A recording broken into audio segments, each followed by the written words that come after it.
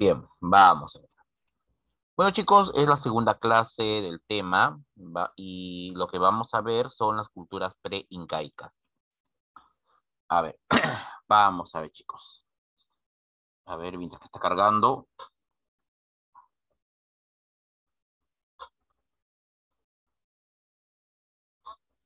¿Qué pasó? A ver, ahí está. Bueno, jóvenes, como les estaba diciendo, lo que vamos a desarrollar son las culturas pre-incaicas. Bueno, vamos con la primera civilización propiamente dicha. Vamos a ver a la cultura chavín. Dicho sea de paso, nos vamos a encontrar dentro de lo que es el formativo, ¿ya? Nos vamos a encontrar dentro de lo que es el formativo medio o primer horizonte. Esto último según el doctor John Rowe. A ver, primero lo básico. Primero veamos lo básico. Creo que esto ya todos ustedes de una u otra manera lo han llevado anteriormente. Por ejemplo, la cultura chavín es presentada a la ciencia por primera vez por el doctor Julio César Tello, dicho sea de paso, ¿no? Padre de la arqueología peruana. Bueno, la civilización chavín, como les dije al inicio, forma parte del formativo medio, ¿no? Y bueno, su cronología, una aproximación, iremos desde el 1200 antes de Cristo hasta el 400 antes de Cristo. Esto es aproximado. Entonces, jóvenes, en resumen, el hombre que descubre la civilización chavín es el doctor Julio César Tello. Esta civilización se desarrolla en el formativo medio, aunque también podemos hablar del primer horizonte. Aquí tenemos en este gráfico, jóvenes, el área que abarcó esta civilización. A la derecha, la ubicación del núcleo, es decir, del templo de Chavín de Huántar. A ver, Chavín de Huántar se ubicó ¿no? En la confluencia de los ríos Huachepsa y el río Mosna. Eso es el Callejón de Conchucos, región actual Ancash. Pero cubre un notable área, su influencia abarca una notable área de lo que hoy en día es nuestro territorio. A ver, podemos ampliar la imagen.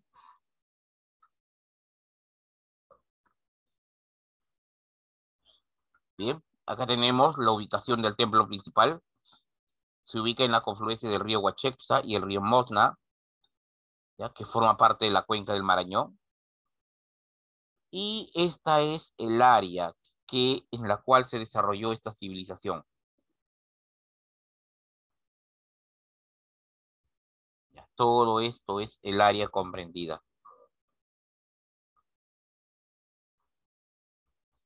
¿Ya?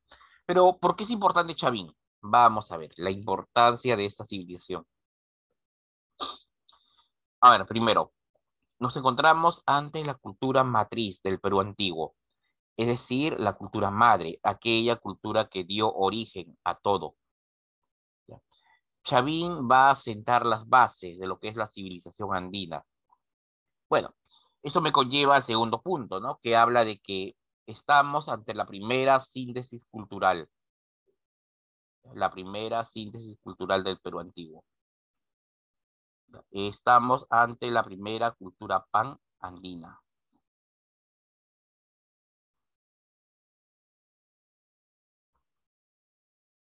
Ya. Bueno, Chavín logró un notable desarrollo, chicos, tanto en lo que es agricultura como es en el cultivo del maíz. Ahora, esta civilización logró un notable desarrollo tanto en la cerámica y en otras artes. A ver, quiero que entiendan lo siguiente, chicos. Chavín no es propiamente un estado imperial, no es un estado que va a abarcar un gran territorio ¿no? y que va a tener bajo control directo. No. Chavín es un estado de carácter, a ver, que va a influenciar. En este caso, esto lo hará a través de la elaboración, ¿ya? Ahorita vamos a responder la pregunta. En este caso, Chavín va a influenciar. Chavín es un núcleo cultural, un núcleo de influencia. Eso es lo que quiero que entiendan.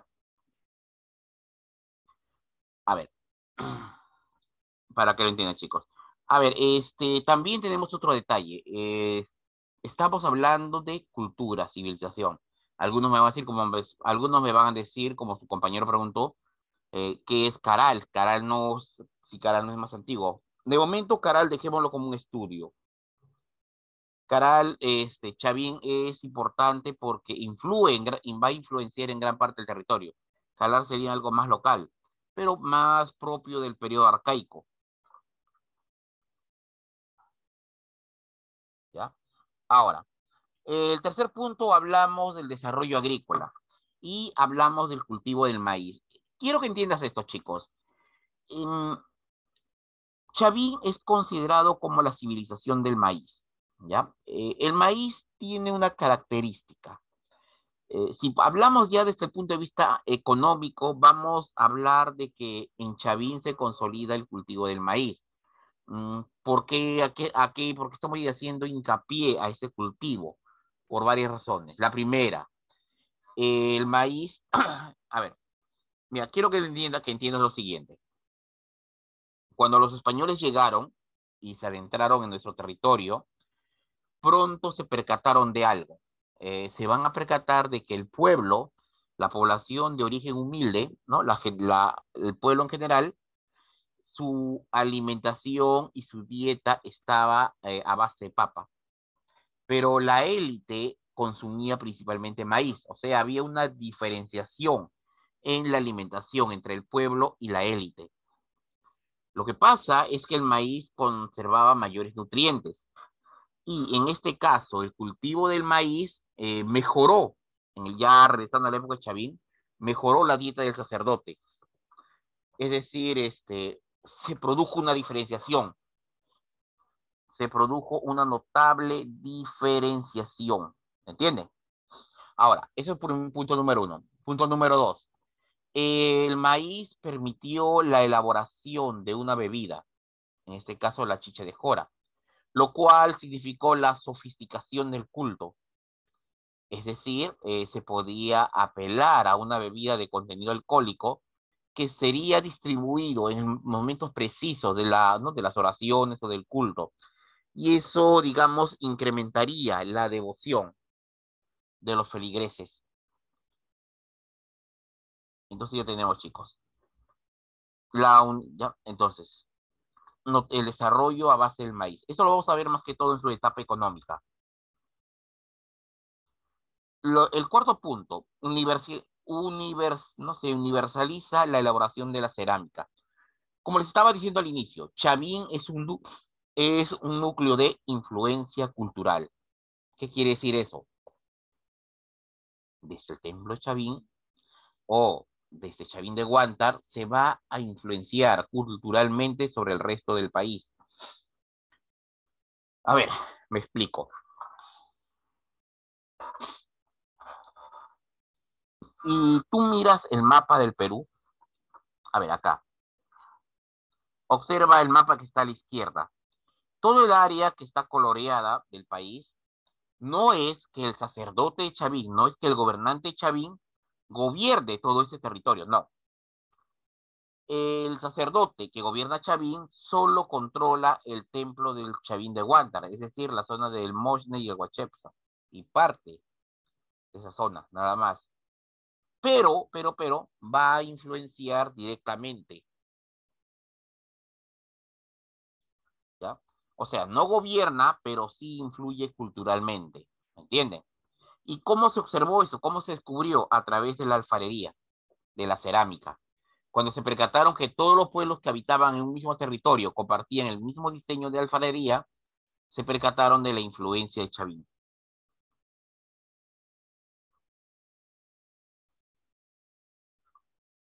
El quinto punto, se va a iniciar el culto al dios Guira Cocha, creador de quien fuera el creador de los hombres. Aquí en este periodo se inicia el culto.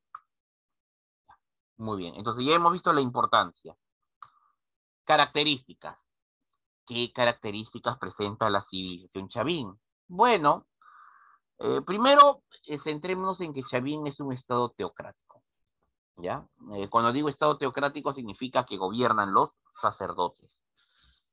Pero, ¿por qué gobiernan los sacerdotes? ¿Qué pasó? Hay varias razones por las cuales los sacerdotes iban a gobernar, pero centrémonos en la más importante. Los sacerdotes poseen algo que todos necesitan, y ese algo es el conocimiento, ¿entiendes? Ese algo es el conocimiento. El sacerdote sabe, por ejemplo, cuándo va a llover. El sacerdote sabe o conoce el ciclo de las plantas, el ciclo de vida de los animales. El sacerdote conoce las estaciones, sabe cuándo será la época de lluvia, cuándo será la época de cosecha, en fin, o de siembra. Él conoce todo esto. Chicos, el sacerdote lo es casi todo.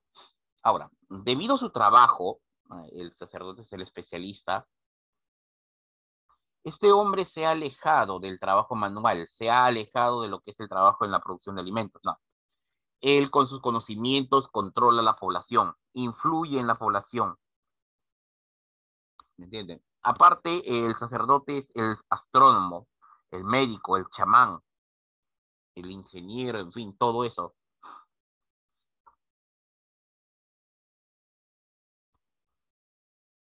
Bueno, por eso, cuando hablamos de Chavín, hablamos de una civilización teocrática, gobernada por un sacerdote.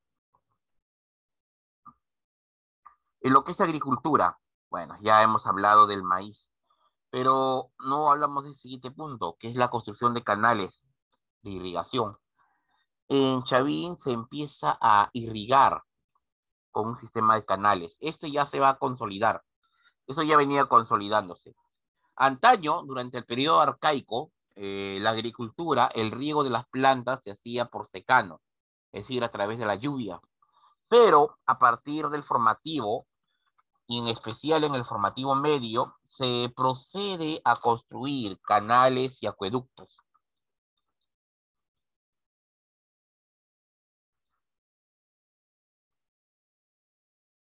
¿Ya? Entonces, se procede a construir canales y acueductos. ¿Ya, chicos? Entonces, ya tenemos. Número uno, primera característica, estamos ante un estado teocrático, gobierna el sacerdote. Número dos, se ha desarrollado el cultivo del maíz. Número tres, se ha mejorado o perfeccionado el sistema de irrigación a través de canales y acueductos. Ya. Bueno, vamos ahora a centrarnos en el desarrollo cultural. ¿Cómo se desarrolló culturalmente esta civilización?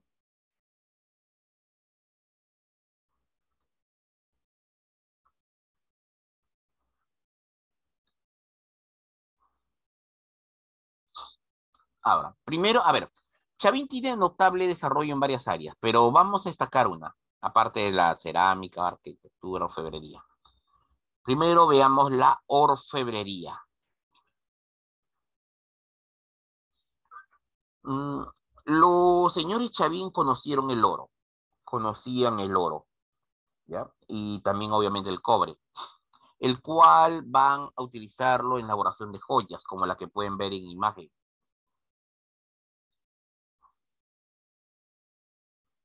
¿ya? La orfebrería Chavín es muy destacada, ¿ya, jóvenes? Es muy destacada su orfebrería. Eran hábiles artesanos. El oro lo van a obtener de los ríos, ¿ya? De los lavaderos de oro, de ahí. Pero son muy hábiles en su trabajo con las joyas, con el metal.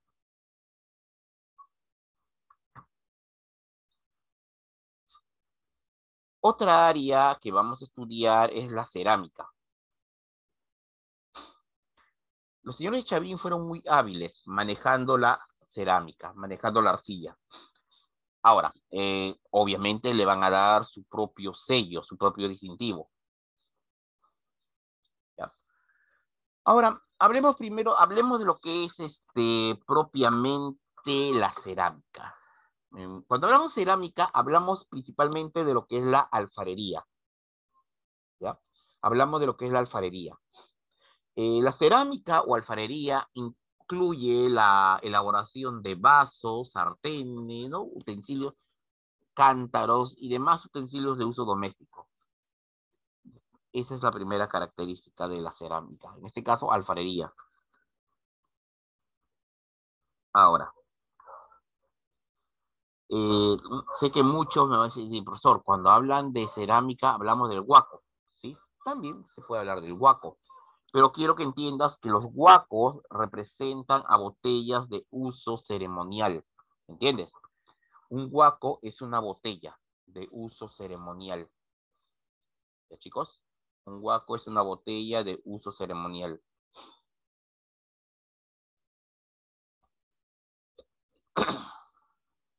Bueno, ahora, la cerámica de Chavín es monócroma, es decir, utiliza un solo color, ¿ya?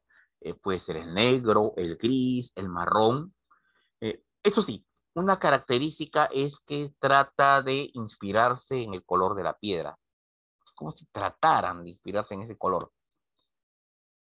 Y eso se puede ver en sus múltiples elaboraciones. Eso se puede observar.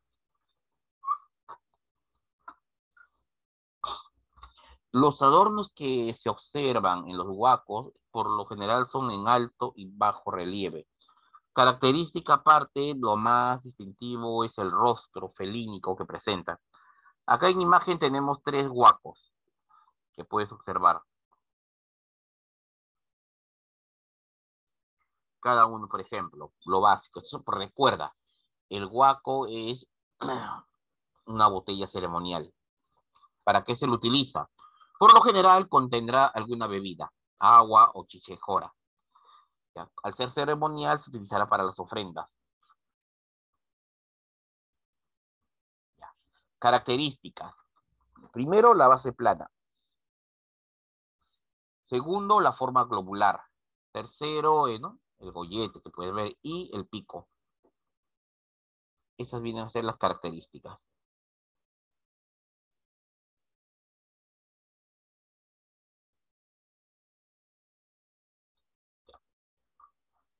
También pueden observar aquí, chicos, en imagen los adornos y alto y bajo relieve.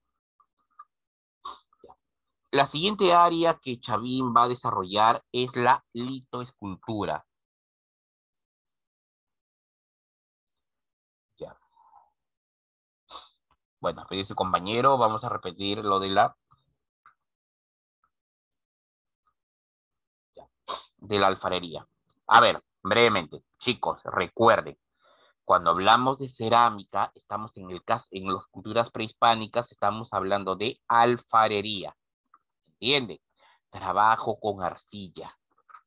Número 1. Número 2. Cerámica. Hablamos de los utensilios, vasos, cántaros, ollas, todo utensilio de uso doméstico que ha de ser usado. El huaco, que yo sé que muchos lo mencionan, y, ¿no? Y que cuando yo digo huaco, lo primero que piensan es esto, es una cerámica, es una botella de uso ceremonial. Chicos, estamos ante una botella de uso ceremonial. Es decir, solo se utilizará en las ceremonias, ¿no? En las ceremonias más adecuadas.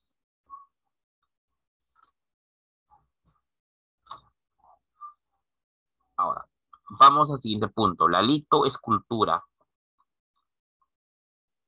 La escultura Chavín. Eh, es algo que es uno de los artes, es una de las artes más destacadas de esta civilización, por cierto. La escultura Chavín destacó notablemente. Ya, chicos, destacó notablemente. Los señores Chavín fueron muy hábiles trabajando el tallado de la piedra. Por lo general, se dedicaban al tallado de en alto y bajo relieve. ¿Ya? Pero, ¿qué es lo que hacían? ¿Qué es lo que tallaban? Podía ser postes, lápidas, ¿no? Elementos que adornan el templo, en fin.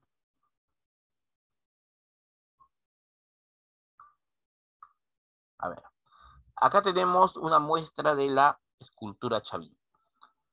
Primero, a la izquierda. A ver, chicos, el de la izquierda, ¿cómo se llama? Ustedes lo conocen.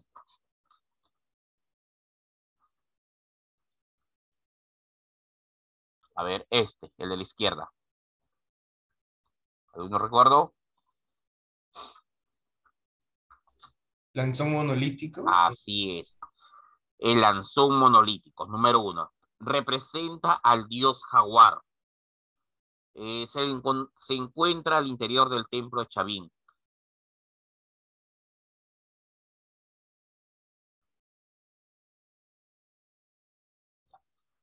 Muy bien. Vamos a la siguiente imagen. A ver. Bueno,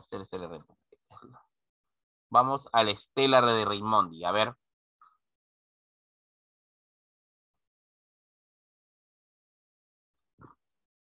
Ya. Esto, jóvenes, es la estela de Raimondi. Ya. De esta escultura de la estela de Raimondi te puedo decir lo siguiente. Fue encontrado por un campesino. Ya. Número 1, fue encontrado por un campesino. Un tal Timoteo Espinosa. Número 2, este campesino, cuando descubrió esta lápida, ¿ya? Que básicamente una piedra plana, ¿qué fue lo que hizo? Quiero que entiendan que eran personas que ignoraban nuestro pasado. Lo utilizó como una mesa. Así es, la parte era lisa, lo colocó como una mesa. Fue descubierto por un arqueólogo norteamericano que casualmente pasó por el lugar y notó que bajo la piedra ¿no? Bajo la mesa de piedra, habían diseños. Y cuando lo volteó, se encontró ante él Lanzón.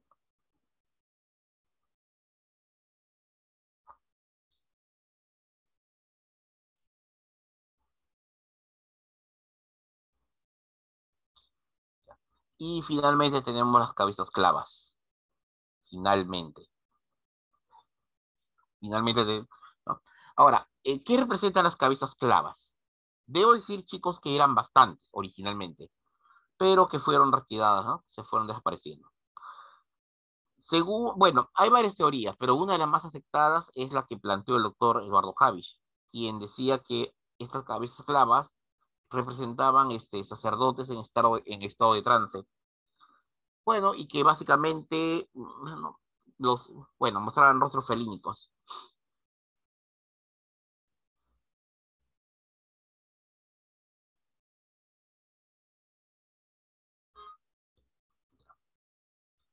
Ok, sigamos. A ver, vamos a ver. Sigamos.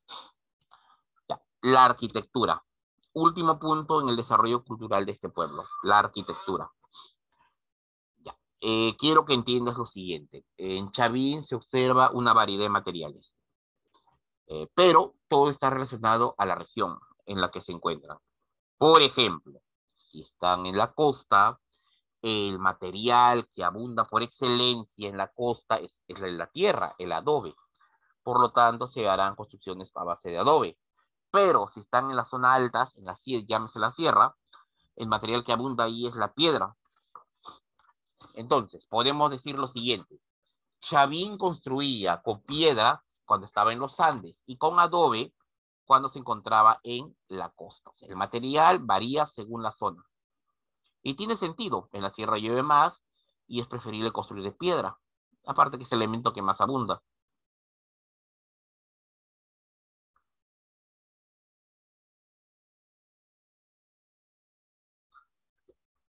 Ahora, las construcciones que hicieron son básicamente pirámides truncas. Ahora, tú me vas a decir, profesor, yo jamás he visto una pirámide en el Perú. Es que aquí, mi estimado alumno, no se le dice pirámide. En el Perú le conoce como huaca. En el Perú, las pirámides reciben el nombre de huacas. Tú sabes que eso abunda. Prácticamente casi todos los distritos tienen una huaca. Lo que sí llama la atención es la manera como alineaban los edificios. Eso sí llamó mucho la atención. Los edificios eran colocados en forma de U.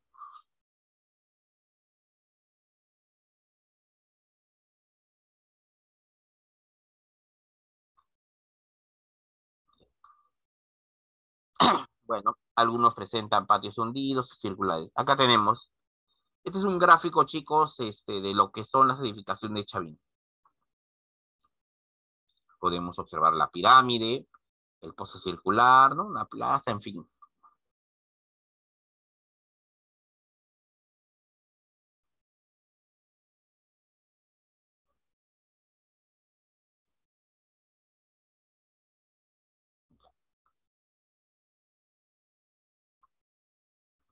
Bueno, veamos la caída. ¿Cómo fue la caída de Chavín? ¿Qué pasó? Hay varias teorías al respecto. Fenómenos del niño, ¿no? Una de las más aceptadas, por cierto. Pero bueno, aquí voy a colocar una que es muy interesante. Un colapso del templo. Un colapso literalmente. O sea, literalmente el templo se resquebrajó y lo que provocó que la gente huyera, ¿no? Porque se derrumbó. Un terremoto tal vez.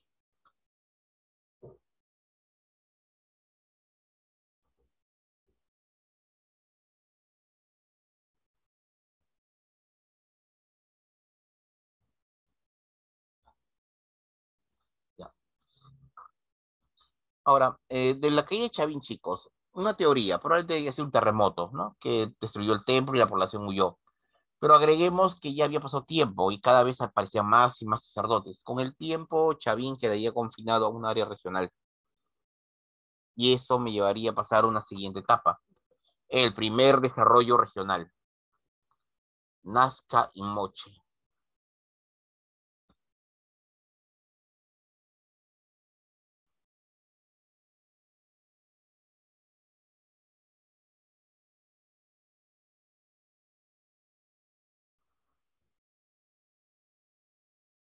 Vamos.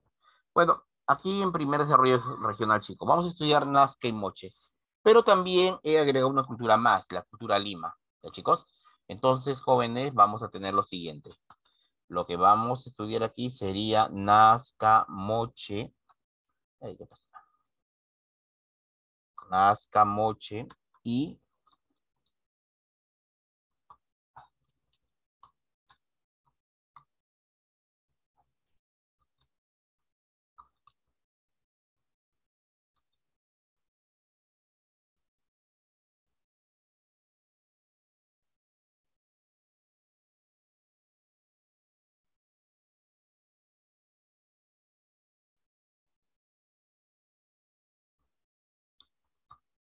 Muy bien, chicos, vamos a ver.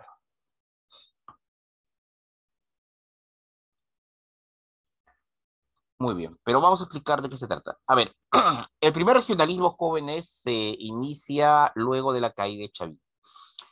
Lo que pasa es que la caída de Chavín deja un vacío de poder, ¿me entiendes? La desintegración de Chavín deja un vacío de poder que pronto va a ser llenado por por algunos reinos de carácter regional, algunos señoríos. El arqueólogo norteamericano John Rowe llamó este periodo intermedio temprano, ¿ya? Otros autores, en cambio, llaman el periodo de los maestros artesanos, por el notable desarrollo que se va a producir en esta etapa.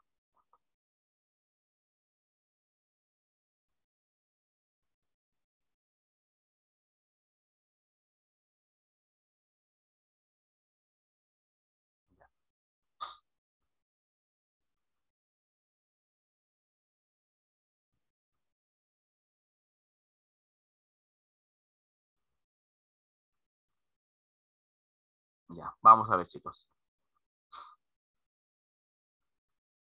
Bueno, veremos algunos elementos de la alfarería de este periodo. ¿Ya? Vamos a ver.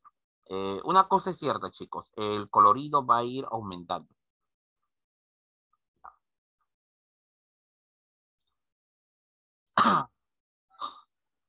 Ahora, dentro de lo que es el regionalismo, algo que hay que tener en cuenta, chicos, es que estamos ante la presencia de estados teocrático-militaristas. ¿Qué quiere decir eso? Bueno, es que los sacerdotes siguen gobernando, eso no lo digamos, pero ahora son también guerreros.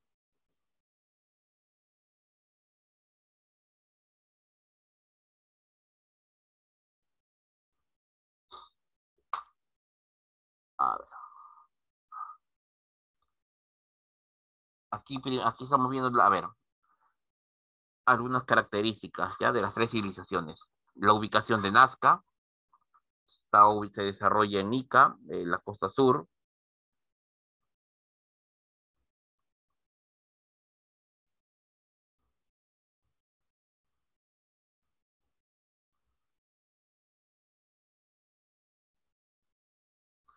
Ya, tenemos la cronología y descubridor.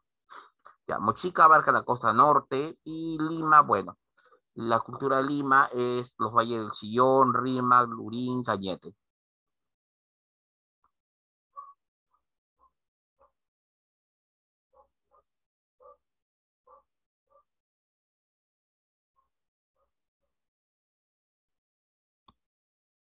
Ya. Bueno, siguiente punto que vamos a ver es la economía de estos tres pueblos.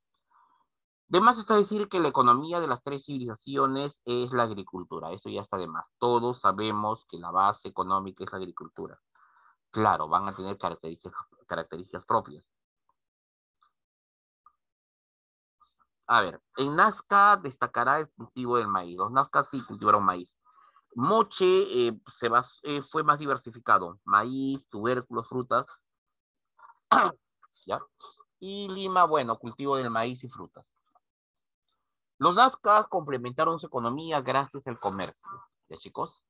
Mantuvieron con una notable actividad comercial y no de intercambio comercial con los pueblos de la sierra, específicamente con los huarpas. ¿Ya, chicos? Específicamente con el pueblo huarpa. Estos últimos viven en lo que hoy en día es Ayacucho. Gracias a los huarpas, los señores Nazca obtendrían productos de la selva, ¿no? Y los señores de la selva, productos de la costa, que de otra forma no hubieran podido obtener.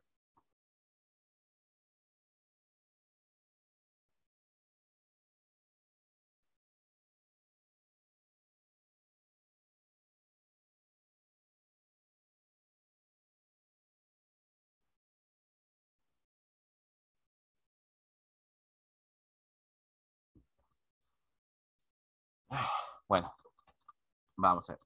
Mochica. Bueno, la economía moche se basa, aparte de la agricultura, también en la pesca, sobre todo en el uso de caballitos totora. Y la de Lima, bueno, la de Lima es agricultura, un poco más diversificada. El hecho de estar en la zona central, en los valles de la costa central, facilitó que su economía fuera más diversificada, ya que la agricultura es importante, pero también obtiene recursos del mar y sobre todo el intercambio comercial.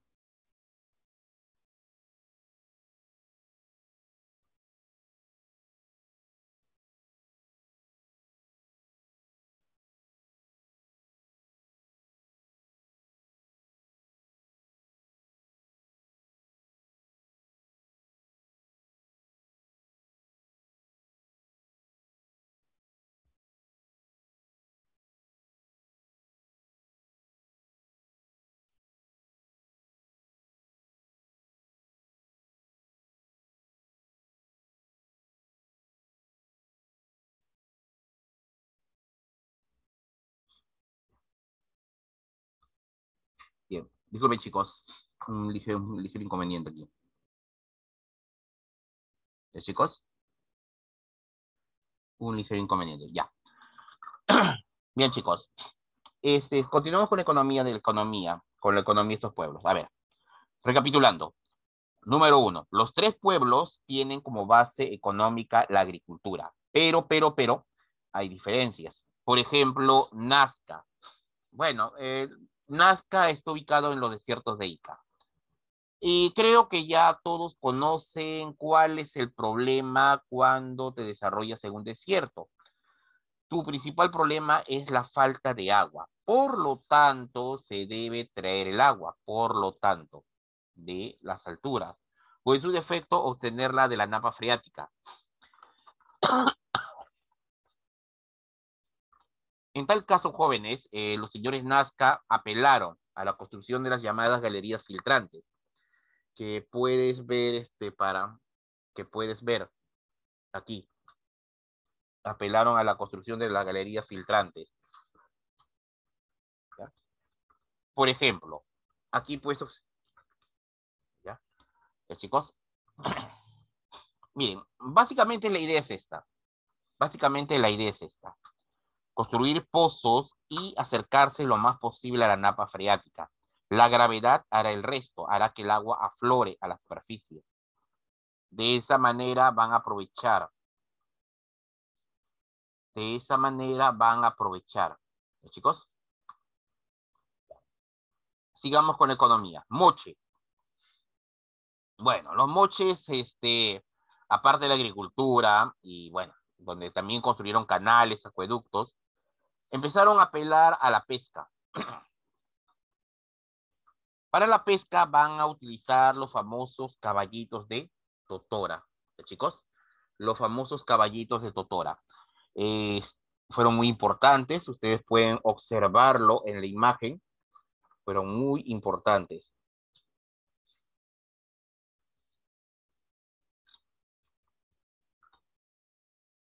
¿Ya?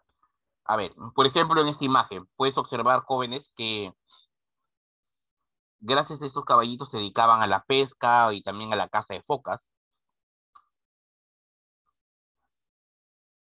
En cuanto a la civilización Lima, te diré que los señores de Lima también apelaban a la pesca, a la agricultura y al comercio. Ya, entonces, tenemos dos elementos que destacan. Nazca destaca las galerías filtrantes, Moche destacó por su pesca, ¿no? Pero recuerda, la base de la economía en ambos casos es la agricultura. La sociedad. Bueno, si podemos decir algo de la sociedad de estos pueblos, ¿qué tienen en común los tres? Bueno, en común tienen lo siguiente. Las tres son sociedades teocrático-militaristas, sobre todo Nazca y Moche. Son sociedades teocrático-militaristas. Básicamente, jóvenes, los sacerdotes mantienen el mando. Los sacerdotes mantienen sus atribuciones, ¿ya? Pero a estas les han agregado competencias militares. Es decir, el sacerdote acaudilla a las fuerzas militares. Estamos obviamente ante sociedades elitistas, clasistas. Las clases sociales están bien definidas, chicos. Las clases sociales están muy bien definidas.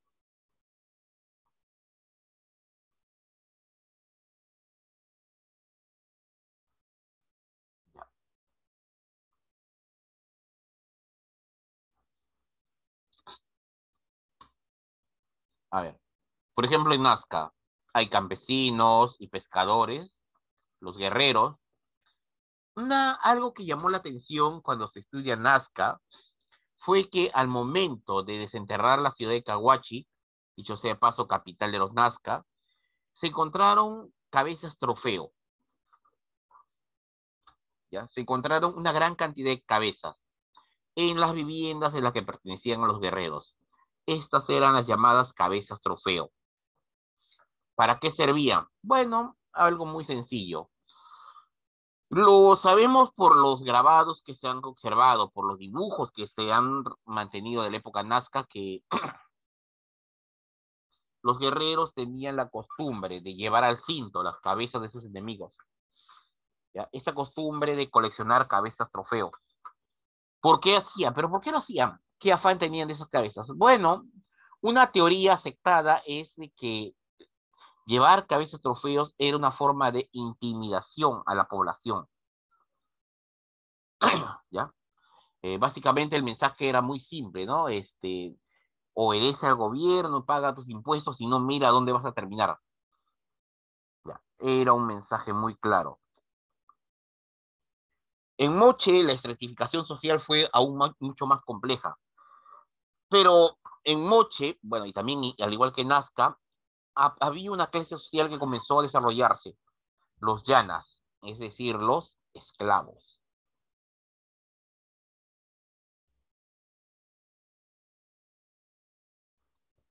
Bueno, sigamos.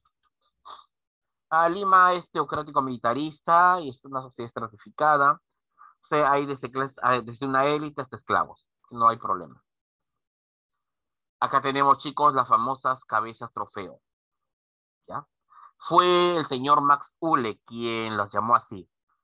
era la costumbre de llevar al cinto a las cabezas de los enemigos muertos, a modo de trofeo.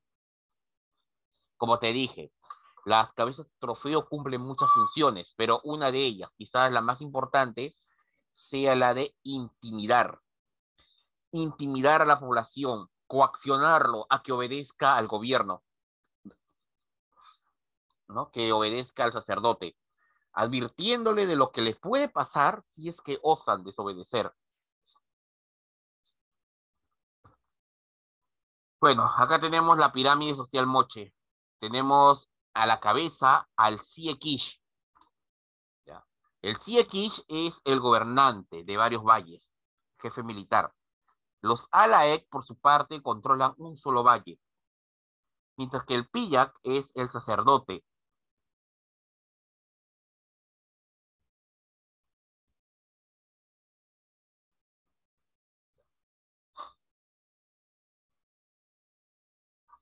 Muy bien.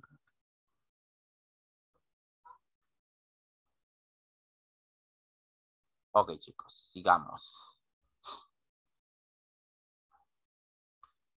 La cerámica. Bueno, la cerámica de estos pueblos tiene características propias, ¿ya? Por ejemplo, la cerámica nazca es polícroma, la moche es bícroma, ¿ya? Es bícroma. Nazca destacará por su colorido. Llegaron a emplear hasta 12 colores por cerámico, o sea, eso es regular. Se le considera la más pictógrafa, también, ¿no? De todo el cerámico estaba lleno de dibujos. Se habla del llamado rol al vacío.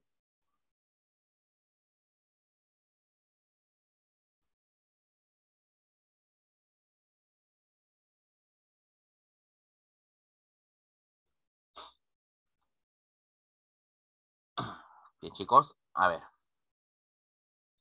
Acá tenemos, a ver, aquí en imagen tenemos una muestra de la cerámica Nazca, ¿ya? La base plana, colorida, forma globular o lenticular, dos picos, azapuente. Son muy coloridos, lo que se le conoce como horror al vacío. ¿Ya? Los Nazcas no dejaban muchos espacios en blancos, todo lo llenaban con colores y dibujos. La cerámica Nazca también es cerámica escultórica. Eso quiero que entiendas. También es una cerámica escultórica. Pero si te preguntas por qué destaca, destaca más que todo por su colorido. Por eso destaca más. Destaca más por su colorido.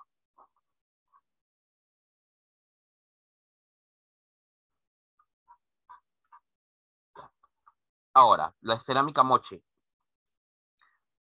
Características de moche. A ver, si Nazca destaca por su colorido, por ser colorida, moche destaca ante todo por ser escultórica. Ante todo. Primera característica. Siguiente característica son los colores.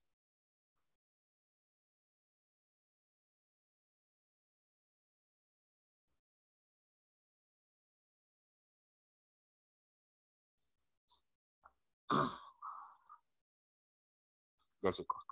Disculpe. A ver, acá tenemos una muestra de la cerámica moche. A ver, básicamente lo que pueden observar es lo siguiente. Obviamente destacan los huecos retratos, es una cerámica escultórica, recuerden, pero no se caracteriza por el colorido. No se caracteriza por el colorido. Nazca, en cambio, sí es más colorida.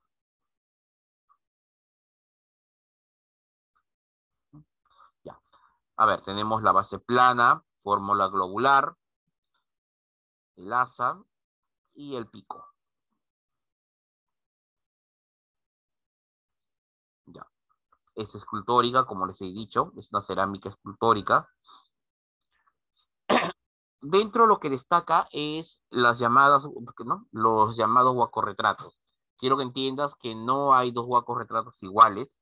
¿Ya? No hay dos huacorretratos iguales. De hecho, sabemos que ellos usaban molde para hacerlo.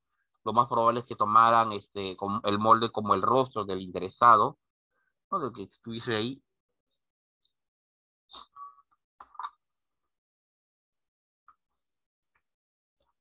Bueno, hasta ahí vamos con la cerámica. Esos últimos chicos son de las cerámica de la cultura Lima. A ver, cerámica Lima.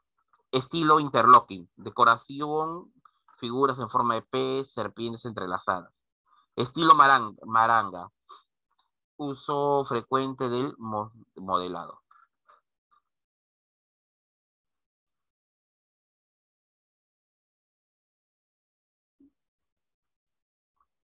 A ver, chicos.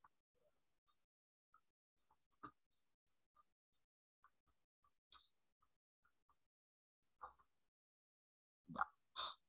Ok. Acá tenemos los estilos, maranga e interlocking. Sigamos. La arquitectura.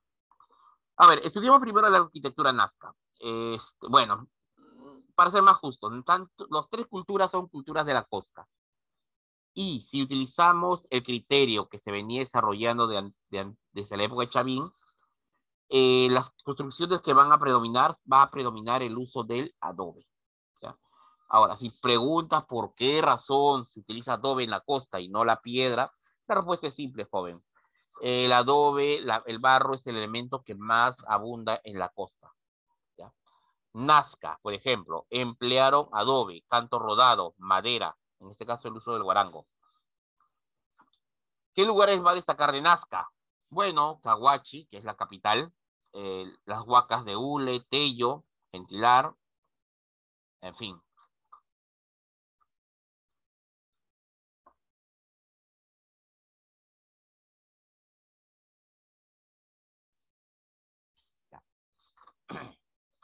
Mochica, los moches. Bueno, los moches también van a emplear el adobe, pero en parte, una característica de su uso de adobe es que ellos emplearon el llamado adobe tributario. ¿Qué quiere decir eso? Bueno, los sacerdotes de Moche imponían una fuerte contribución a los pueblos. Es decir, las poblaciones tenían que entregar este adobe como parte de su pago de impuestos. ¿Ya? ¿Y cómo sabíamos que entregaban esto y los adobes como impuesto? Los arqueólogos, al momento de estudiar las pirámides de los señores Moche, al momento de estudiar las pirámides de los Moches, se van a percatar lo siguiente. ¿Ya? ¿Ya? Se van a percatar lo siguiente. Se van a percatar de que los adobes, por ejemplo, una determinada cantidad de adobes presenta una marca, otra cantidad de adobes presenta otra marca. Se ha llegado a la conclusión de que, por ejemplo, tal aldea, una aldea determinada, tenía la obligación de entregar una cantidad determinada de adobes como su impuesto. Y para evitar que se confunda con los adobes entregados por otra aldea, esta aldea ponía una marca a los adobes. Por eso hablamos de adobe tributario. Los adobes eran entregados en calidad como tributo. Los moches van a construir pirámides truncas, lo que tú llamas huacas. Por ejemplo, la huaca del sol, la huaca de la luna, huaca rajada, complejo del brujo, en fin. En cuanto a Lima, los señores de Lima desarrollaron el uso del tapial. ¿Ya? Muros a base de grandes adobes o adobones. Pero más que todo destacó el uso de pequeños ladrillos, adobes pequeños, que comúnmente llamados adobitos. Ahí destaca la Huacapuyana, Huaca San Marcos, Huacamaranga. Por ejemplo, lo que tú estás viendo en imagen son adobes pequeños, los famosos adobitos.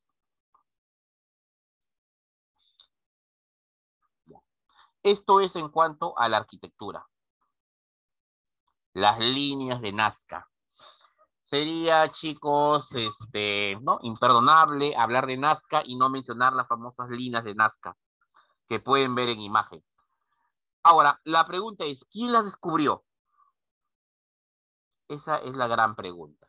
Dice que muchos van a querer responder, profesor, María Reyes. No, ella lo estudió. ¿Quién descubre las líneas de Nazca? es el arqueólogo Toribio Mejía Césped. Él fue el que va a descubrir. Fue la doctora María Reich la que hizo los estudios más importantes.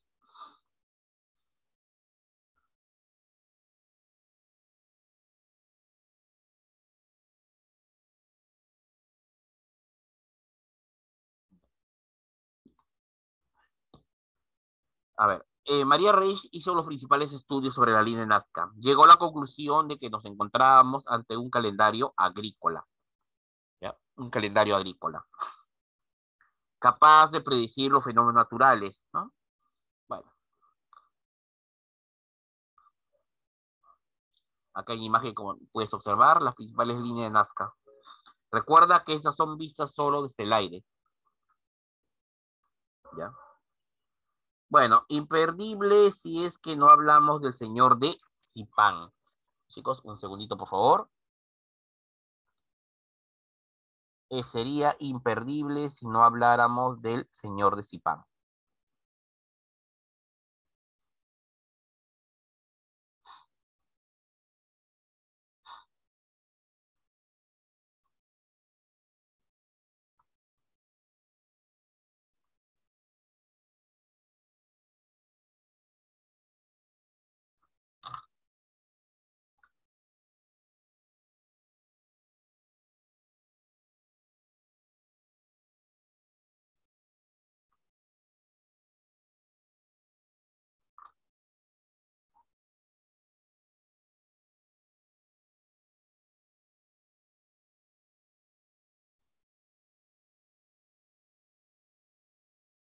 Ya. Bien, como les estaba diciendo,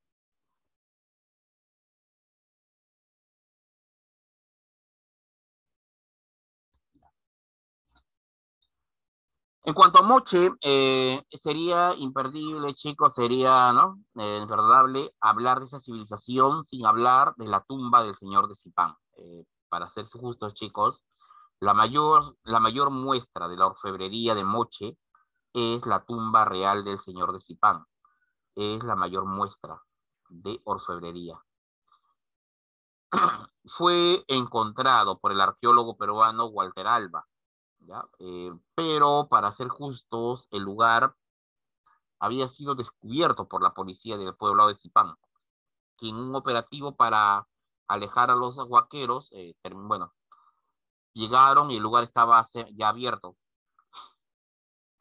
Ahora, la tumba del señor Zipán es importante porque nos permite conocer cómo vivían en la época de Moche. Ya nos permite conocer cuáles eran sus características, cómo vivían.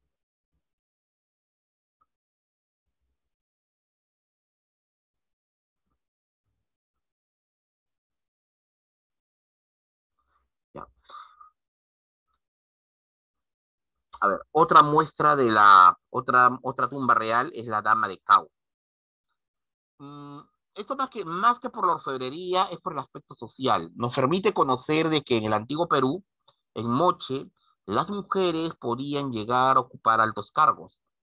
Bueno, y la Dama de Cao es prueba de ello. Ya, es la prueba de ello. Bueno, los restos de la Dama de Cao fueron encontrados en una pirámide antigua. Chicos, se cree que esta mujer vivió hace unos 1700 años, se cree.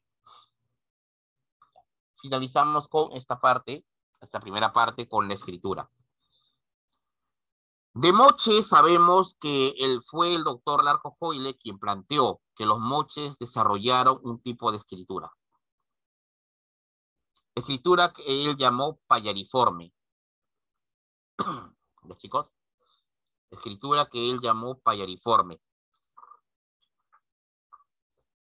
Lamentablemente no sabemos qué significa ni qué es lo que dice, lamentablemente. Y bueno, hay que agregar que esta es la teoría del doctor Larco Hoyle. Otros arqueólogos no están de acuerdo. ¿Ya? No, pero bueno, eso es lo que se recuerda.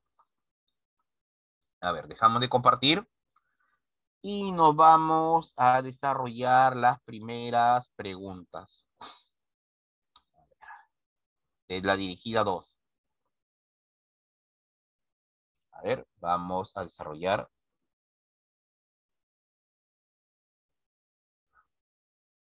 Ya. A ver, chicos, la pregunta 1. Y dice así.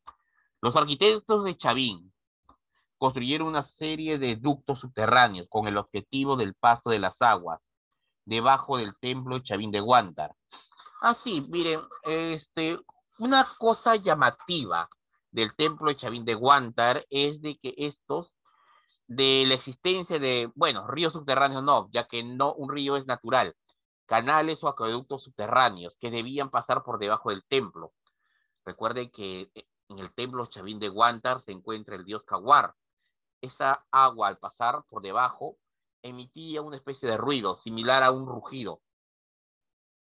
Claramente se ve la intención de que la gente se admirase y temiese al dios jaguar que tenían dentro. ¿Ya? Y ese ruido ayudaría mucho. Ya. Sabido eso, ¿cuál sería la respuesta de la 1, chicos? A ver, ¿alguna idea? ¿Extraer agua del subsuelo para consumo de los pobladores? No. La Efecto sonoro semejante, atemorizar. A ver, ¿la A o la C? No, la C. ¿Cuál es más completo? Porque las dos son respuestas. Mire, les doy un dato. Las dos son respuestas. Pero ¿cuál es lo más completo? ¿Cuál crees que sea más completo? Porque a ver, tenía por objetivo generar un efecto sonoro, o atemorizar al sector popular que entraba al templo. ¿Cuál de las dos respuestas? La C. La C. Muy bien. Chicos, quiero que entiendan esto. Sí, así es, y no es la B, chicos. Acá está, disculpe. Hey. Ahora sí. Les explico. Jóvenes, si yo te pregunto, miren, quiero que entiendan esto. Chavín no posee fuerzas armadas, no tiene ejército. La función del ejército es controlar a la población, pero Chavín no tiene fuerzas armadas.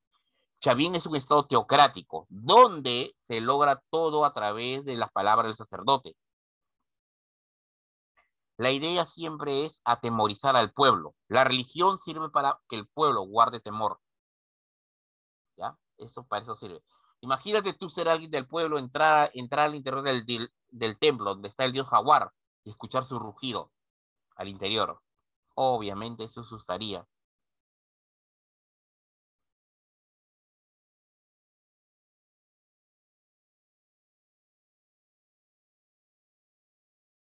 Sigamos. 2. A ver, a continuación señale características culturales de una sociedad prehispánica peruana. Indique cuál de las mencionadas no corresponde a la cultura chavín. O sea, básicamente, cuál de las 4 no es chavín.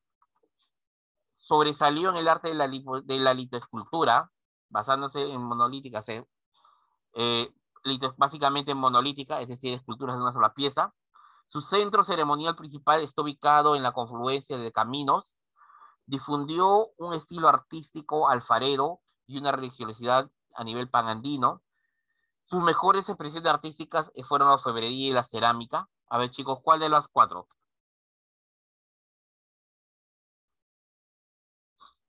2. ¿Cuál de las 4, chicos? Nada. A ver. La letra D dice, sus mejores expresiones fueron la orfebrería y la cerámica. Bueno, sí. Destacaron, fueron buenas expresiones. Difundieron un estilo de alfarería. Eso sí lo hicieron. ¿Ya? La B. La B, exacto. La B parecería respuesta, pero están en la confluencia de ríos, no de caminos. Letra B. Excelente, ya está.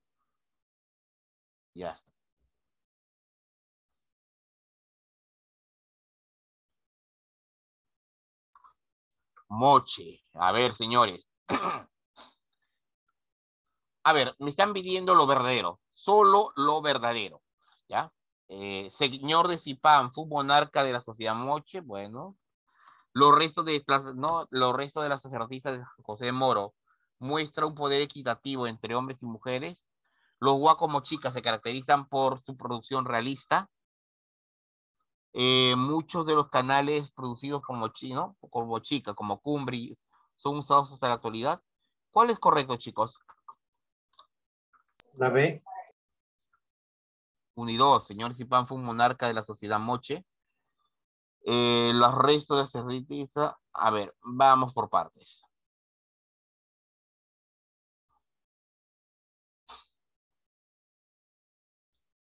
A ver.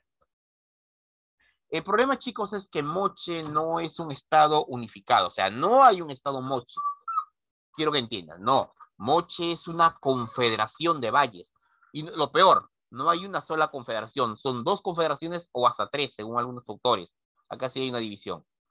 El señor de Zipán es un monarca, sí, pero es un monarca de un solo valle. Probablemente un Alaec. ¿Ya? Probablemente un Alaec. ¿Ya? Ahora, ese va uno. Acá dice, fue un monarca de la sociedad Moche. Bueno, sí, fue un monarca. ¿Ya? Los restos de la sacerdotisa San José de Moro muestran un poder equitativo entre hombres y mujeres.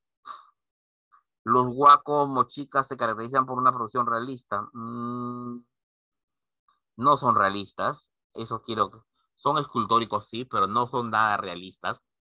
Tienen exagerar algunas partes. Muchos canales producidos por los Mochica, como el de Cumbre, son usados hasta la actualidad. Bueno, sí, muchos, pero el de Cumbre no. No el de Cumbre. Ya. Sí, la respuesta es la B, 1 y 2. ¿Ya? Porque dice que fue un monarca. ¿Ya? Mostrar un poder equitativo. Chicos, en cuanto al poder, a ver, ¿en Moche las mujeres podían tener acceso al poder? ¿Sí o no? No. Chicos, la dama de Cao, por favor, ¿cómo que no? Sí. Sí tienen acceso al poder, pero ojo, ¿qué tipo de mujer tenía acceso al poder en Moche? ¿Una chica del pueblo o de la élite? A ver, Élite. élite. ¿Qué tipo de hombre tenía acceso al poder? ¿Del pueblo o de la élite? ¿O cualquier varón?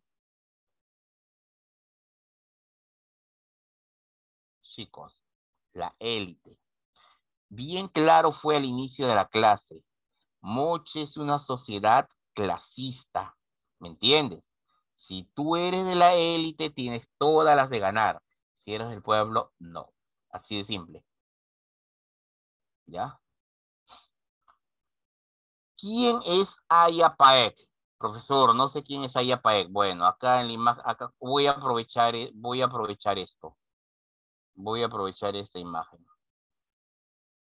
Señores, les presento a Aya Paek. Él es Aya Paek, el popular degollador.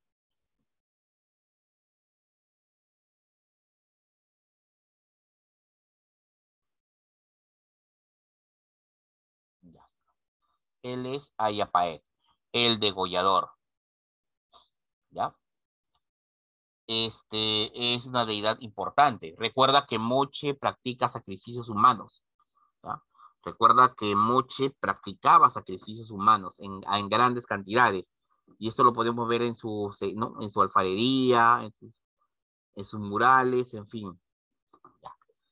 Un ser mitológico que condensa las acciones y victorias militares del ejército mochica, divinidad inventada para justificar sacrificios humanos, nexo con la cultura maya, o monarca que logró integrar. La respuesta es la letra. ¿Qué letra, chicos? B. Muy bien. La respuesta es B.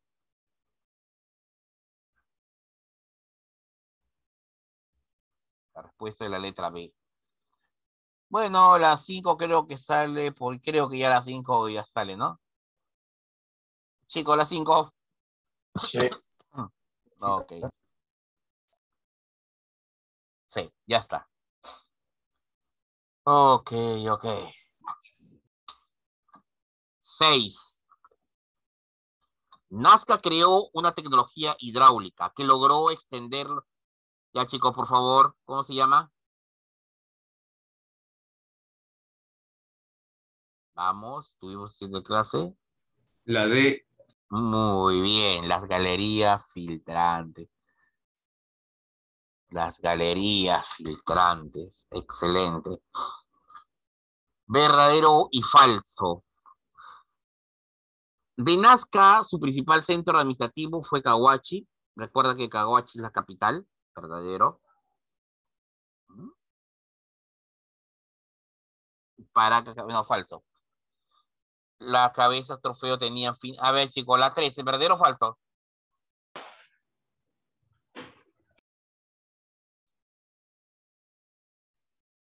Falso. A ver, chicos, recuerden que su fin es atemorizar. A ver, les hago una pregunta muy sencilla, muy sencilla. Quiero que usen criterio. Chicos, estamos en Nazca. Vemos una casa muy rica, pero nos percatamos que en lo alto de los muros hay cabezas humanas colocadas a modo de adorno. Pregunta, ¿te atreverías a entrar a esa casa? No. No. No. Chicos, es hora de pagar los impuestos. Y los guerreros que acompañan a los recaudadores tienen en su cinto cabezas humanas. Pregunta, ¿te atreverías a negarte a pagar? No. No. Atemorización. Aterrorizar al pueblo. Había que persuadir al pueblo a que tenían que pagar sus impuestos. Bueno, chicos, exacto. Son usadas como ofrenda. El detalle es que Nazca es teocrático militarista, así que lo militar va del mano de lo teocrático. ¿Ya? Así que verdadero. B, la letra B. La letra B. Ok, sigamos. Ah, no, ya vamos a Wari. A ver, salgamos de aquí y regresemos a la diapositiva. A ver. ¿Dónde nos quedamos?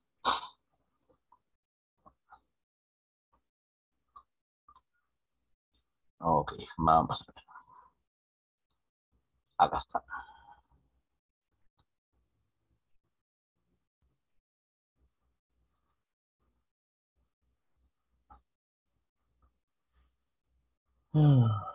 Listo. Segundo horizonte. El segundo horizonte, jóvenes, se aprecian dos grandes civilizaciones, Tiahuanaco y Wari.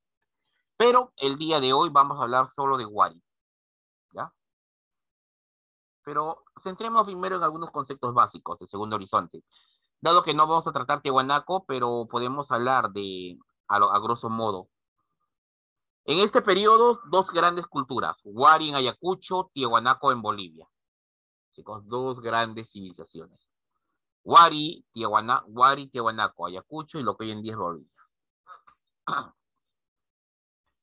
Ambas sociedades abarcaron grandes territorios e impusieron su sistema de creencias, impusieron sus costumbres, su forma de ver el mundo, el estilo de hacer cerámica, y, ¿por qué no?, la religión.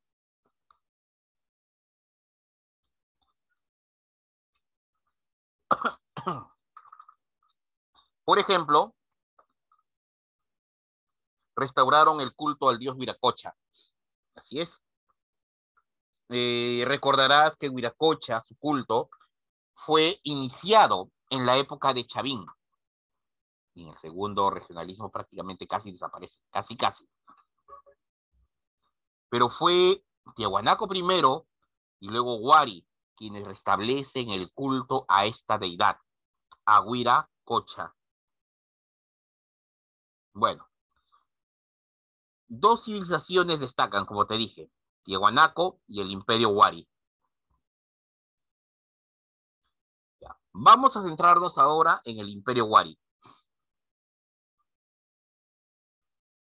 Ya. Vamos a centrarnos en el Imperio Wari. Punto número 1. Los Waris lograron, chicos, y fue pregunta de últimos exámenes de admisión, lograron asentarse o lograron controlar tanto la costa, la sierra y la selva. Ese es el mérito de los Waris. Chicos, control. Ese es su mérito.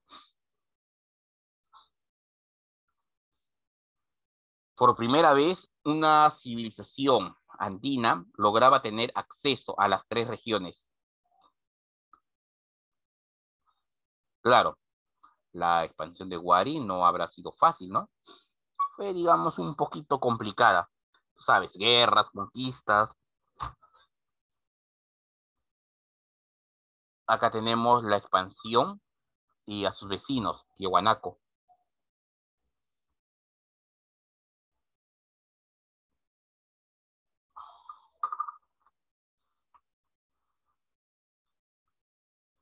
A ver.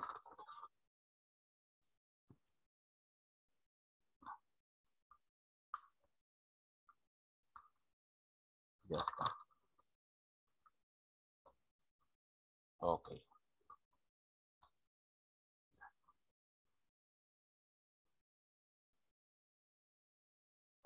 En este mapa, por ejemplo, jóvenes, tenemos en la parte superior a Wari y a su vecino, Tiahuanaco. Ambas civilizaciones coexistieron. Acá está en este mapa, solo está Wari. ¿Ya? Y como te dije, abarcó prácticamente casi todas las regiones.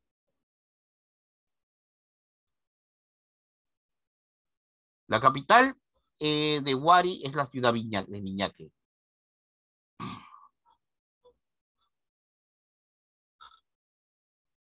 Ya. Pero ¿cuál es el origen de Wari? Bueno, Wari se formó a partir de la fusión de 3 elementos culturales. 3 elementos. Los Huarpas, los Nazca y los Tiahuanaco. La suma de estas 3 civilizaciones dieron origen a Wari.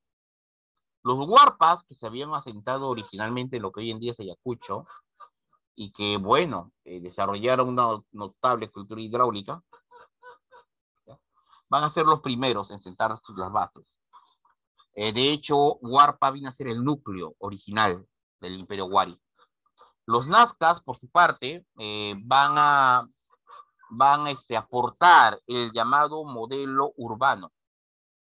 El llamado modelo urbano, es decir, el desarrollo, van a aportar. La idea de construir ciudades es una idea propia de los Nazcas. En cuanto a Tiahuanaco, dará como aporte el culto al dios Viracocha. También el desarrollo de algunas tecnologías. Como te dije, la suma de esos 3 elementos dio origen a la cultura Wari.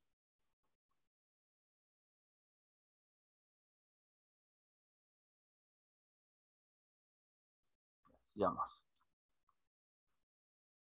Pero, ¿por qué es importante Wari? ¿Por qué es importante? Bueno, vamos a ver uno por uno. Número 1, el desarrollo del modelo urbano. Así es, muchachos. Vamos a asistir a la construcción de las primeras ciudades. Ciudades. Esa es la novedad en Wari. Wari desarrolló el modelo urbano.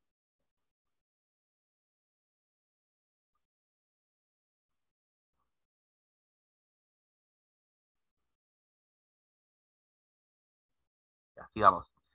Se produce la revolución urbana. Bueno, el segundo punto es la continuación del primero. Básicamente se inicia la construcción de ciudades a lo largo del territorio. Pero la pregunta aquí, chicos, es ¿por qué? ¿Qué se gana con la construcción de ciudades? Bueno, recuerda que una ciudad permite un mayor control sobre un territorio. ¿Ya? Eso es lo importante. Las ciudades serán las cabezas de las regiones. ¿Ya? Se restablece el culto al dios Viracocha.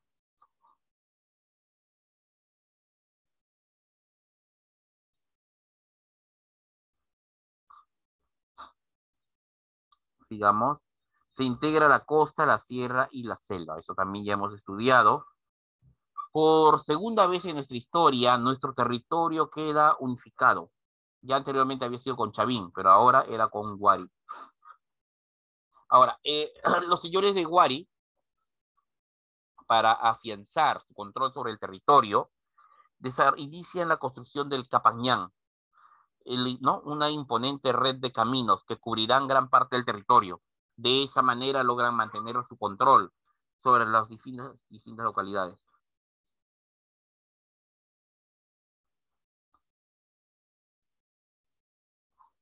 Ya. Pero con todo, chicos, se presentó un debate acerca de lo que fue en su momento el fenómeno Wari. Tenemos dos visiones, la visión del doctor Luis Guillermo Lumbreras y la visión de la doctora Ruth Chadi. Ahora, quiero que entiendas que este tipo de visión parte de que algunos tienden a observar el pasado del Perú, el Perú prehispánico, con un notorio idealismo. ¿Ya? Y tienden a olvidar que nuestra civilización tiene características que le hacen una civilización algo bélica. A ver, primero empecemos con la visión de la doctora Ruth Chadi. La doctora Chadi plantea que la civilización de Wari era básicamente un estado colonizador, ¿ya? O un conjunto de sociedades que lograron desarrollar una notable afinidad cultural y económica, y de una u otra manera lograron uniformizar sus estilos artísticos y arquitectónicos. ¿Ya? De hecho, Wari era un núcleo cultural. Eso es lo que plantea la doctora Chadi. Pero el doctor Lumbrera se opone, declara, Wari es un estado imperialista.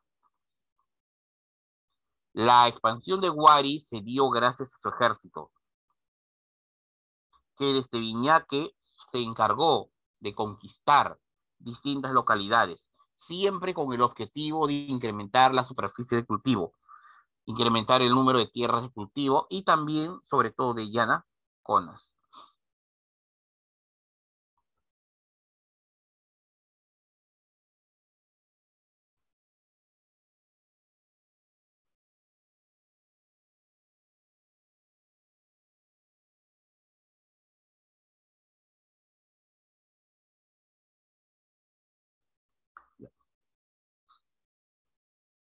Bueno, sigamos. A ver, chicos, veamos ahora características de la economía Wari. Un detalle, el problema, chicos, aquí es la falta de tierra de cultivo. Por esa razón, los antiguos Waris, al igual que los Huarpas, de hecho, se vieron en la necesidad de construir andenes. La construcción de los andenes tiene un objetivo claro, que es la de incrementar las tierras de cultivo. Ese es el objetivo de la construcción de andenes. ¿Ya, chicos? Aumentar la superficie de cultivo.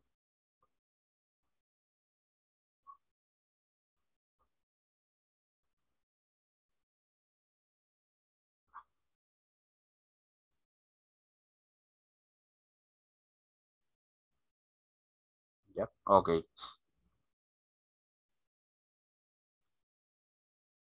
Bueno, incrementar la superficie de cultivo y evitar los efectos de la erosión. ¿Ya? A ver, chicos, sigamos.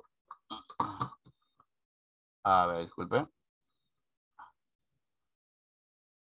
Un segundito, por favor.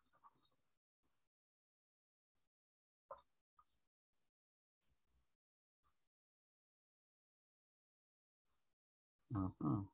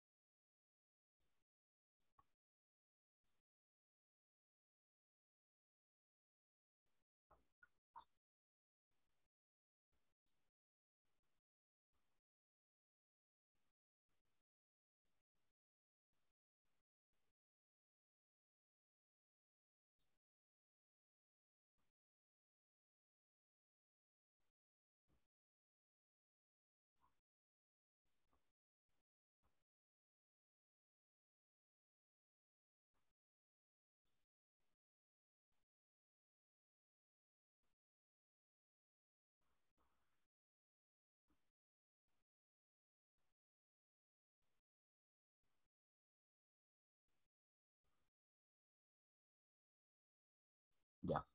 A ver, como les estaba diciendo, chicos,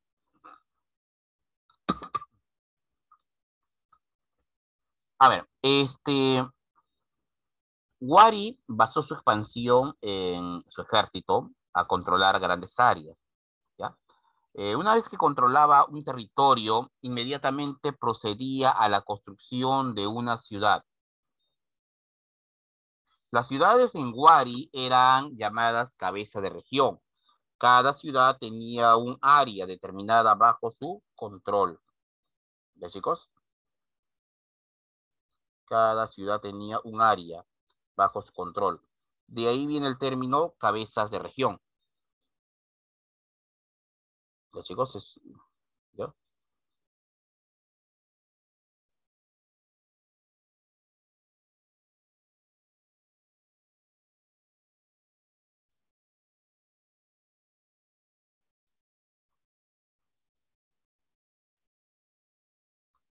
Bueno.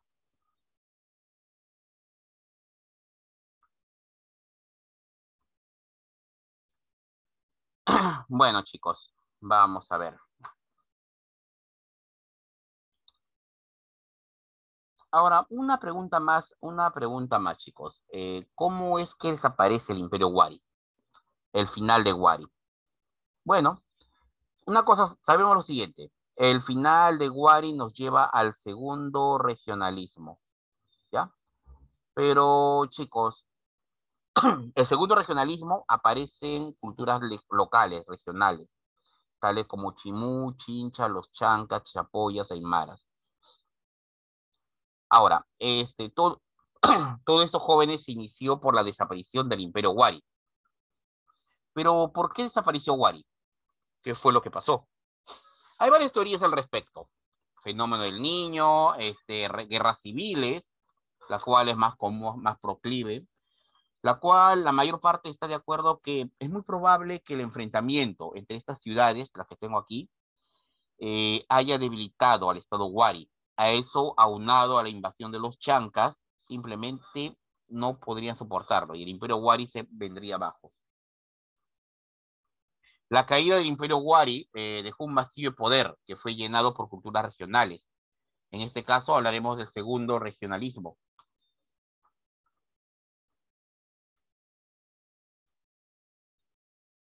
¿Ya? Aquí hablaremos de culturas regionales, como te dije. A ver, ¿y cuáles son esas culturas regionales que aparecieron en el intermedio tardío? Bueno, Lambayeque, la cultura Cajamarca, Chachapoyas, Chimú, Ixma, en lo que hoy en día es Lima, los Huancas, los Chancas, los propios Incas en el Cusco, los Aymaras, entre otros. ¿Ya? Vamos a ver solo una cultura. Bueno, de hecho dos, a los Chimús y los Chinchas. La cultura Chimú se desarrolló en la costa norte. Su capital, Chanchán. Mientras que Chincha se desarrolló en Pisco, Ica, Chincha y Nazca, siendo su capital la ciudad de Tambo de Mora. Chimú fue un estado militarista, teocrático, carácter expansivo. Su fundador mítico y primer gobernante fue Tacainamo. ¿Ya? Mientras que Chincha es una sociedad talasocrática, gobernada por comerciantes. En economía, en Chimú son célebres los llamados huachaques o chacras hundidas. Los señores de Chimú buscaron utilizar la napa freática para el cultivo de la totora. De hecho, jóvenes en economía, los señores de Chimú tuvieron moneda, las llamadas achitas de cobre, que fueron empleadas como monedas. Chincha, por su parte, la base de su economía fue el comercio. Navegaron chicos desde los mares cálidos del Ecuador en busca del Spondylus. Ya, primero, Chimú. Esto es el mapa de la cultura Chimú. Abarca desde el río Tumbes en el norte hasta el río Chillón en Caraballo, Lima.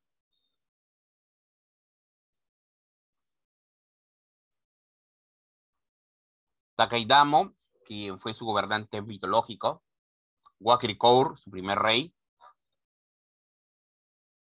Ñansen Pinco, quien realizó las principales conquistas, y Michancaman, último gobernante.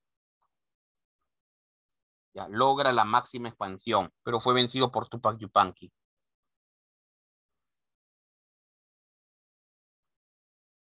Acá tenemos sus huachaques, chacras hundidas. Básicamente aquí se empieza a excavar cerca a los pantanos, a las filtraciones, y aprovecha la humedad. Estos humedales se pueden cultivar totora, planta requerida para los caballitos totora, ¿no?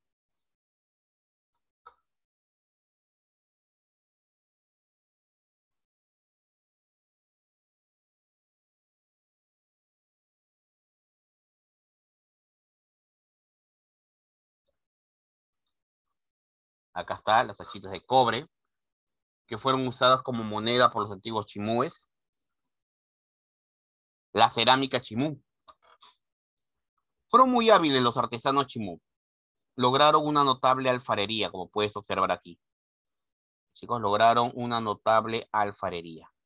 Aunque una característica es que tenían una cerámica negra.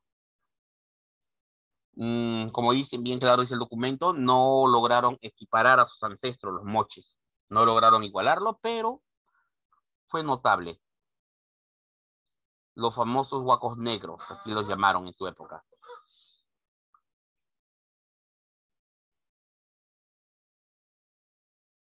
¿Ya? Uso de molde, cántaros, en fin. Destacan esos huacos, los llamados huacos silbadores.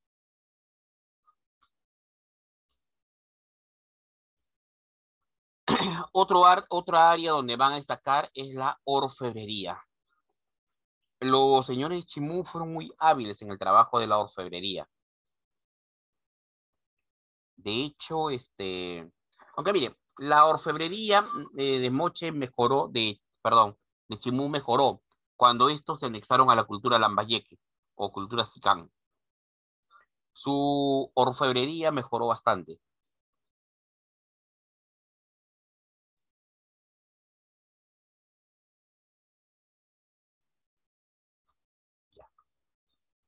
Ok, chicos, sigamos. Ok. Ok, sigamos. Acá tenemos una muestra de la orfebrería, esta cultura. ¿Sí, chicos? Ya. A ver, chicos, vamos a ver las preguntas antes de pasar a la última cultura. Vamos a ver las preguntas.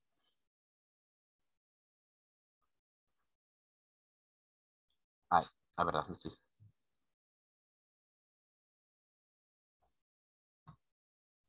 A ver. 8. A ver, la 8, chicos.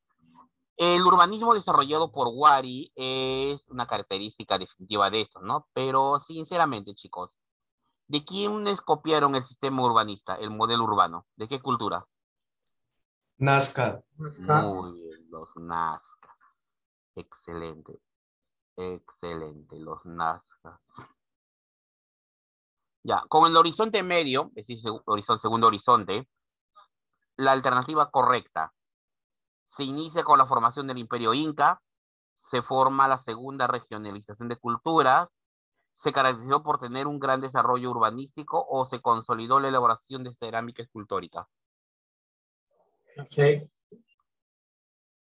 Muy bien. El gran desarrollo urbano. Recuerda que el modelo urbanista fue desarrollado en gran escala por los Wari. Pero, si buscamos un antecedente, lo encontramos en Nazca, que es el primer regionalismo. ¿Ya? Pero ellos sentaron el origen.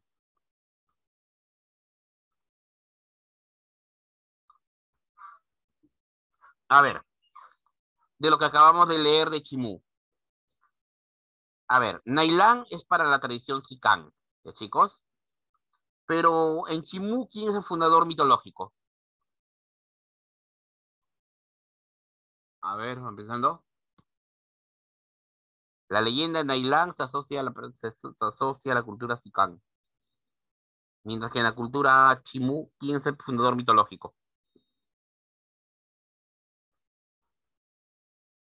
Tacainemo. Tacainamo, muy bien. Tacainamo es el fundador mitológico.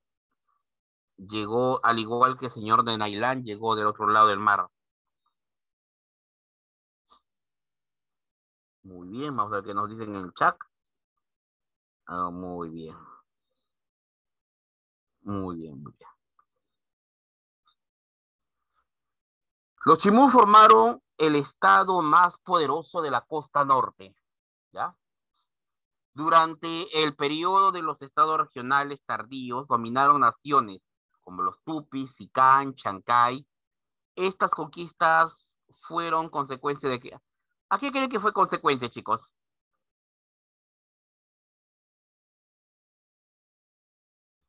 A ver, pérdida de fertilidad de los sueños norteños, fenómeno del niño que destruyó sus fértiles valles, hacer frente a la expansión inca, o otorgar territorios en propiedad a los nobles de segundo orden. A ver, vamos, esta parte sí teníamos que discutirla. Aprovecharé la pregunta. Una característica de las civilizaciones andinas es que el concepto de propiedad privada no está muy desarrollado. Tienen un concepto de propiedad comunal, más no de propiedad privada. ¿Ya? Y eso se observa en las culturas andinas o prehispánicas. Uno que otro sí se vio, pero eran más de carácter aislado. Eran más de carácter aislado. Eso descarta la D.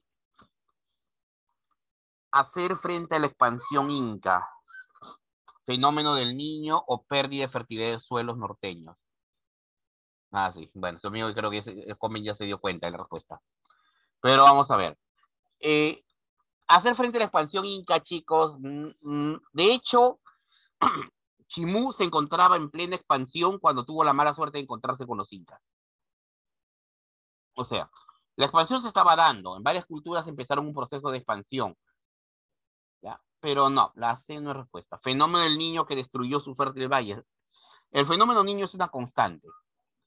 En cambio, la pérdida de fertilidad, eso sí, se dio. No es, ahora, el término correcto no es pérdida de fertilidad, no lo es. Lo que pasa, joven, es el desgaste de los suelos.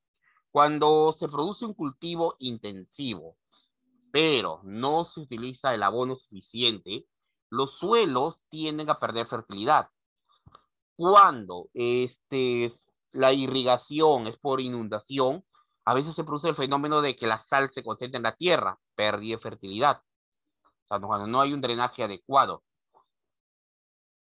Probablemente el incremento de la población en Chimú haya desarrollado una mayor explotación de la tierra. Y como siempre, la búsqueda de tierras de cultivos, de más tierras de cultivo, más fértiles, eso es lo que posibilita la expansión. La respuesta es la 11A. Bien. Muy bien. Vamos, bueno, me faltaba solo una cultura más para terminar. Así que regresemos a la diapositiva. Ahí están.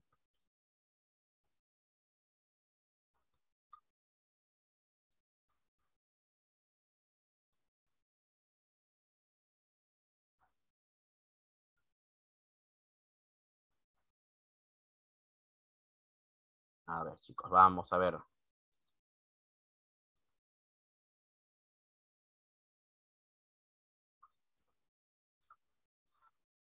Chicos, por curiosidad. Ah, sí, verdad, me estaba olvidando. Chicos, ¿quién está representado en la imagen? ¿Qué dios? ¿Huiracocha o Nailán?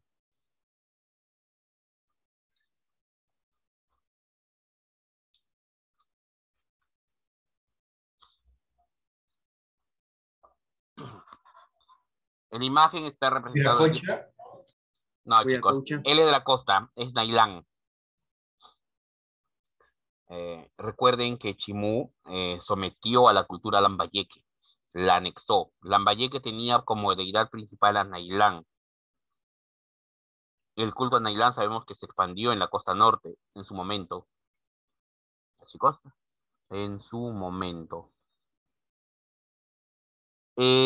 Ojo, Nailán es representado en el Tumi. ¿Me entienden? Y no hay un tumi, hay varios tumis. Y Nailán es representado en él. ¿Ya? Acá tenemos una muestra de la orfebrería Chimú. ¿Ya? Una muestra de la exquisita orfebrería. Finalizamos con Chincha. Finalizamos con la cultura Chincha.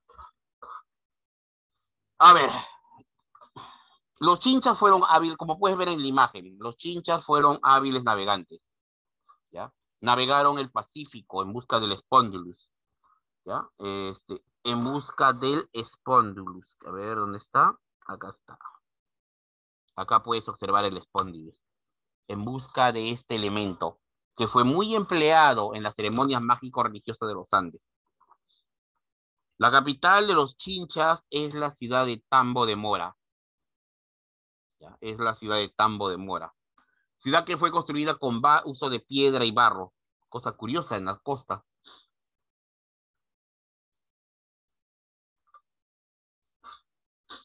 Ahora, una característica. La cultura chimú se desarrolló en el periodo de los estados militares. ¿Ya? La cultura chincha estuvo desarrollada en el periodo de los estados militaristas. Y para ser justos, Chincha tenía un ejército, un notable ejército. Sabían combatir, sabían pelear, pero dadas las características de su economía, preferían evitar la guerra. Los señores chinchas trataron de evitar conflictos abiertos. Eso se debe a las características de su economía. ¿Entiendes? Ellos ante todo son comerciantes. Por eso buscaban evitar la guerra. Su cerámica era básicamente utilitario. Forma globular, base plana, como puedes apreciar. Y desarrollaron la silografía. Quiere decir el tallado de la madera. ¿Los chicos? Desarrollaron. Ahora, una pregunta a todo el salón. ¿Cuál fue el final de todas las culturas del segundo regionalismo? ¿Cuál fue el final de todas estas culturas, chicos? A ver, ¿quién me dice?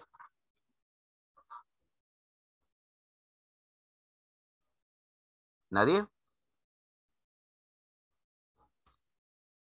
A ver, ¿cuál fue el final de todas esas culturas, jóvenes?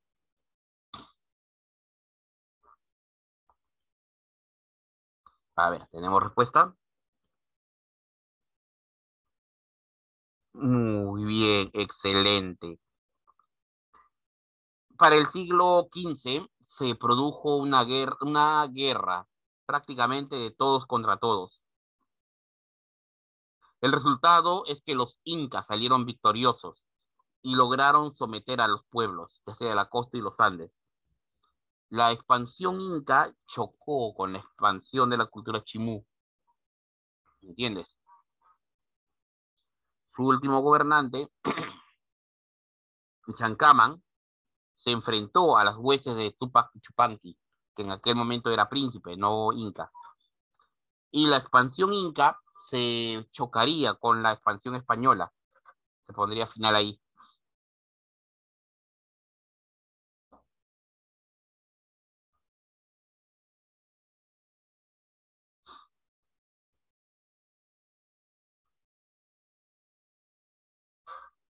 Digamos. ¿Ya? Bueno,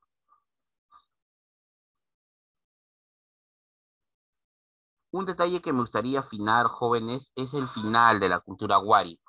¿Por qué desapareció Wari? Creo que no habíamos afinado aquí. Así que vamos a afinar este pequeño detalle.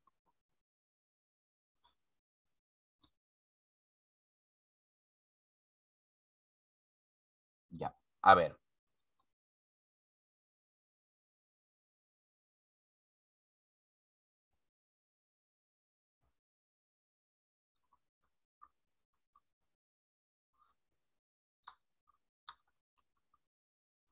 Ya, chicos. Algo que me gustaría afinar es esto. ¿A qué se debió el final de la cultura Wari? A ver, vamos a ver. Vamos a ver. Al final del Imperio Wari. Las teorías abarcan lo siguiente.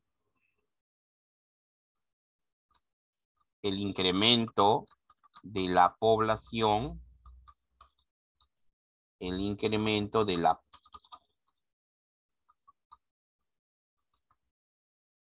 población de las ciudades. ¿Ya? Incremento de la población de las ciudades.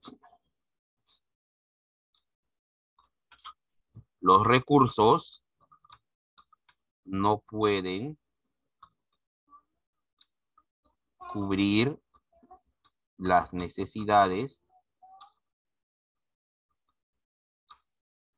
de la población.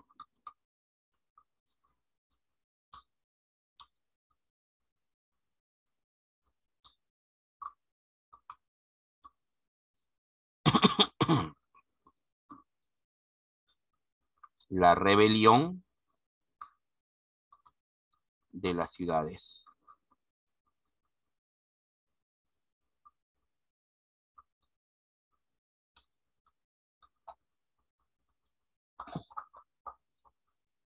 Y sobre todo esto, la invasión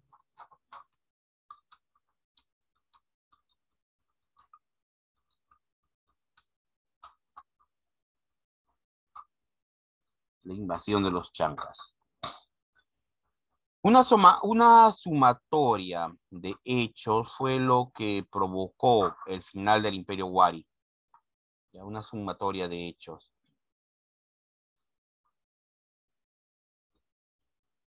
Algunos autores afirman que también se dio esto.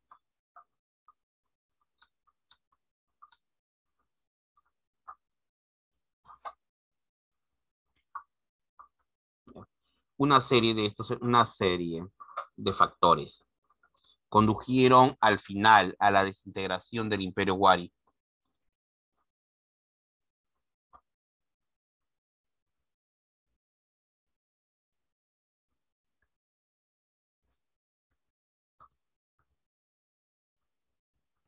¿Ya? Bueno, este fue el final del Imperio Wari, chicos. Ya, hemos visto el segundo regionalismo.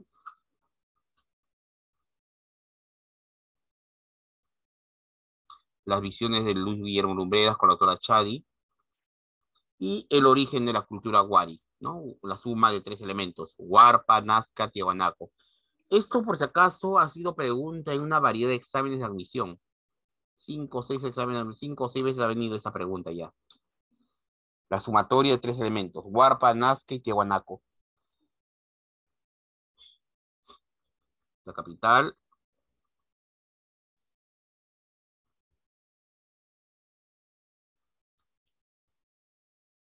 Ya. Y el desarrollo de los Nazca. Recuerda que lo más importante de los Nazca, eso se habla de su astronomía, la línea de Nazca.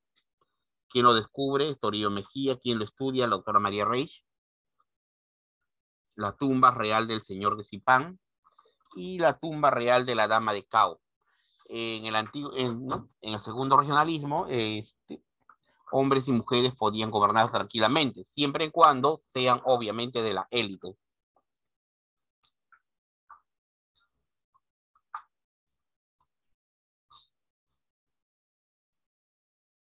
Así es. Bueno, chicos, creo que con eso sería todo. ¿Ya, jóvenes? Con eso sería todo. ¿Ya, chicos? Bueno, sin más, ya pasaría a retirarme. En unos minutos queda habilitado su temático. ¿Ya, jóvenes? Sí, pues queda habilitado en 6 minutos. Ya, chicos. Creo que eso sería todo, chicos. Fue un gusto. Los veré en la siguiente clase.